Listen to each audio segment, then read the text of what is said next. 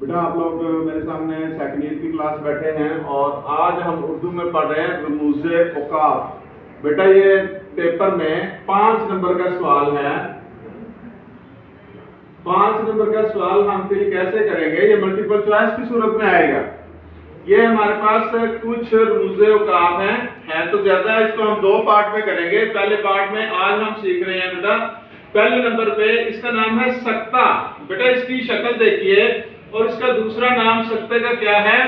وقف خفیف، یعنی مختصر سا وقفہ لینا ہو تو پھر ہم یہ والا نشان لگاتے ہیں۔ میں نے اس کی مثال سامنے لکھی ہے، ارشد، اور اس کے بعد سکتہ لگایا، پھر احمد، پھر سکتہ لگایا، جاوید اور علی بھائی ہیں۔ یہ شارٹ چیزیں ہیں اور ان کے درمیان میں ہم نے وقف خفیف لگایا۔ دوسرے نمبر پہ وقفہ نصف وقف، اگر تھوڑا سا زیادہ ہم نے عبارت میں وقفہ لینا ہے تو بیٹا یہ والا نشان ہے، اس کو یاد رکھیے، نصف وقفہ یا وقفہ۔ احمد لاہور میں، آگے نشان لگایا، جاوید کراچی میں، اسی طرح علی فیصل آباد میں۔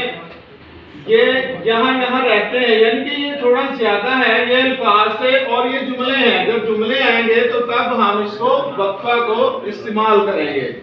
بیٹا اس سے اگلا نشان دیکھیے، ختمہ، جس کو ہم فل سٹاپ انگلش میں کہتے ہیں، اور اس کی نشانی یہ والی ہے۔ اگر آپ انگلش کا لگائیں گے تو یہ اس طرح کا ہوگا، لیکن اردو کا اس طرح کا ہے، یہ ختمہ یا فل سٹاپ۔ جب بھی کوئی جملہ مکمل ہوتا ہے تو اس کے بعد ہم لگاتے ہیں، ہم نے یہاں مثال لکھی، احمد میرا بھائی ہے۔ یہ دیکھیے فل سٹاپ ہم نے اردو کا لگا دیا، اس کا نام کیا ہے؟ ختمہ۔ تفصیلیہ، دیکھیں بیٹا اگر کوئی تفصیل سے بات کرنی ہو تو اس کی شکل یہ والی ہے۔ یہ دیکھیے 2 ڈاٹس لگائے اور آگے یہ فل سٹاپ لگا ہوا ہے، اس طرح یہ تفصیلیہ کا نشان ہے۔ پاکستان کے درج ذیل صوبے ہیں، اور آگے یہ نشان اور صوبے یہاں پہ ہم کاؤنٹ کریں گے۔